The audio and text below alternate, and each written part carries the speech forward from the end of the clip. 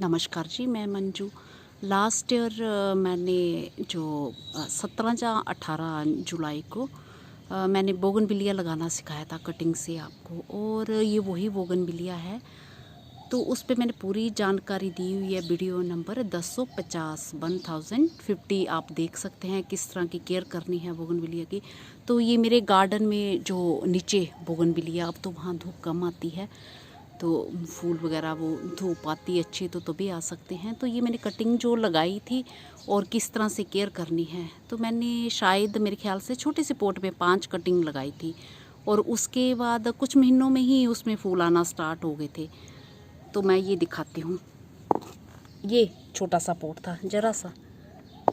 तो इसमें मैंने 5 कटिंग लगाई थी बोगनविलिया की, और उसमें से 2 नहीं चली थी, 3 चली थी। तो 2 मैंने फिर काफ़ी बाद में ट्रांसप्लांट की, क्योंकि ये पोट भी जो मेरे हाथ का खुद का बना हुआ, तो ये विंटर में मैंने बनाया था, विंटर में बनाए थे। तो ये इसमें ज़्यादा जगह भी नहीं है। तो बोगनविलिया की खासियत जो ये है कि इसको आप छोटे पोट में भी ग्रो कर सकते हैं और उसमें फ्लावर्स आना स्टार्ट हो जाते हैं। तो ऐसे पोट में अगर आप लगाना चाहते हैं तो ज़्यादा सारी कटिंग्स लगा लें, क्योंकि इनके चलने के जो 100% जो चांसेस नहीं होते हैं, कुछ चलती हैं और कुछ नहीं। तो जितनी आपको चाहिए रख लें, जहाँ फिर आप डायरेक्ट किसी बड़े पोट में ग्रो कर दें। जैसे मैंने इसमें ट्रांसप्लांट किया है, इतने साइज़ का है, ये बड़ा छोटा है पोट। बस ये बाहर की दीवारें दिख रही होंगी और अंदर इसमें बहुत कम जगह है। तो एक डिब्बा इसमें मैंने जो सांचे के तौर पे इस्तेमाल किया था। तो ये मैंने जब इसमें ग्रो किया था तो इसमें भी फ्लावर्स आ रहे थे, बहुत थोड़े से छोटे से। बट जब मैंने इसमें इसको ट्रांसप्लांट किया है, और मिट्टी जो है, मैं कोई महंगी खाद कभी ऐसे नहीं मंगवाती हूँ। बस जब मुझे ज़रूरत पड़ती है तो गोबर की खाद मैं मंगवाती हूँ। जहाँ वर्मी कंपोस्ट बहुत अच्छी होती है, पर वो मुझे ज़्यादातर मिल नहीं पाती है। जब कभी मुझे 1-2 बार मिली है तो मैंने बड़े ध्यान से आराम से उसे लंबे टाइम तक इस्तेमाल किया है।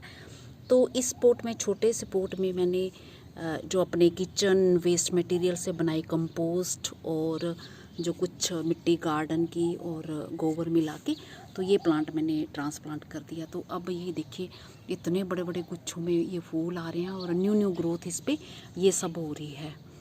तो इस तरह से आप, अभी ये बहुत ही बढ़िया टाइम है, तो ये लगा सकते हैं अपने गार्डन में। और जितनी आपके पास जगह है, छोटे पोट में लगाना चाहते हैं तो एक 10 इंची पोट में आप जो 5-6 कटिंग लगा दीजिए। और जब वो चलना स्टार्ट हो जाती हैं तो देखना मत उनको बस बार बार, क्योंकि इनकी रूट्स के साथ ऐसा होता है कि जब लीव्स जो हैं, कई बार वो कटिंग में पहले आ जाती हैं, रूट्स नहीं बनी होती हैं, और जो कटिंग ऐसे देखने में लगती हैं कि जैसे वो मर गई हूँ, चल नहीं रही हूँ।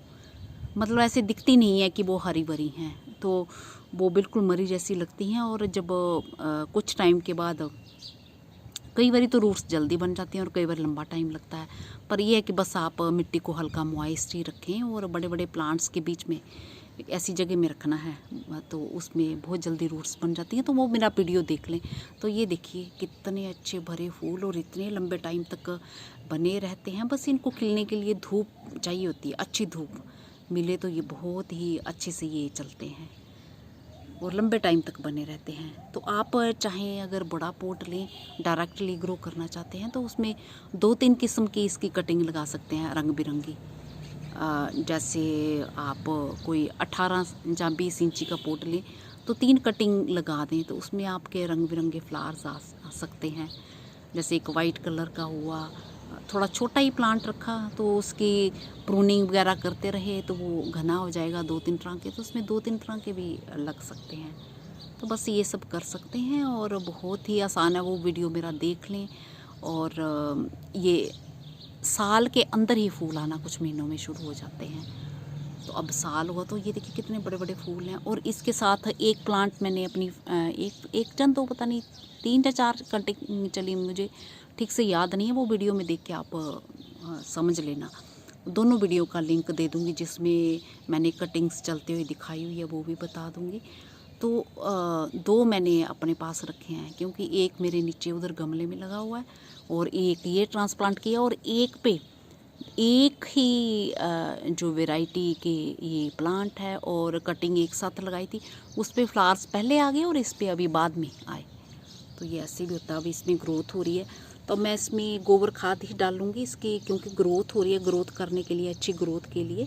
अभी मैंने आके पानी दिया है, ये नीचे देख रहे होंगे पानी, तो पानी दिया। तो अभी बरसात का मौसम है, अगर मैं सोच रही हूँ कि अभी खाद वगैरह डालूँगी तो वो जब हैवी जो रेन वगैरह होती है तो उससे क्या होता है, खाद का जो असर होता है वो ड्रेनेज सिस्टम से जल्दी बह जाता है, निकल जाता है, तो वो फिर ज़्यादा असरदार नहीं होती है। तो मैं चाह रही हूँ कि थोड़ा बरसात का टाइम अभी निकल जाए, तो उसके बाद फिर मैं सितंबर या अक्टूबर के टाइम इसको गोबर की अच्छी खाद दूँ, और फिर ताकि उसमें तब बरसात थोड़ी कम हो जाए, और जब फिर मुझे जितना ज़रूरत होगा मैं उतना ही पानी दूँगी, ताकि जो जितना ज़रूरत हो प्लांट को, ताकि जो जितने भी न्यूट्रिएंट्स हैं खाद में मेरे प्लांट को मिलते रहें। तो आप लगा दीजिए, वो वीडियो का लिंक दे दूँगी मैं, उसी तरीके से आपने लगानी है कटिंग्स।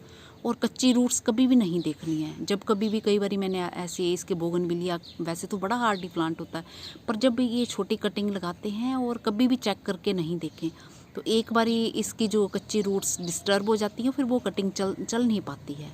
तो इस बारी मैंने अच्छे से जो इस छोटे से पोट में ये होने दिए, कटिंग पूरी रूट्स अच्छे से सेट होने दी, फिर इसके बाद में मैंने लंबे टाइम के बाद इसे ट्रांसप्लांट किया। तो मेरे पास क्योंकि गमले खाली बचते नहीं हैं, जितने भी आते हैं वो सब भर जाते हैं। अगर फालतू गमले होते उस टाइम तो मैं डायरेक्टली इन्हें ग्रो कर सकती थी। तो किसी भी पोट में, पॉली बैग में, किसी में भी लगा दीजिए। तो जब ये अच्छे से रूट्स इसकी सेट हो जाती हैं तो फिर आप इसे ट्रांसप्लांट करें। इसी के साथ नमस्ते जी, शुक्रिया। मेरे यहाँ बादल हैं, पर ये जो फ्लावर्स मेरे सुंदर से वाटर लिली ये अभी भी खिल रहे हैं।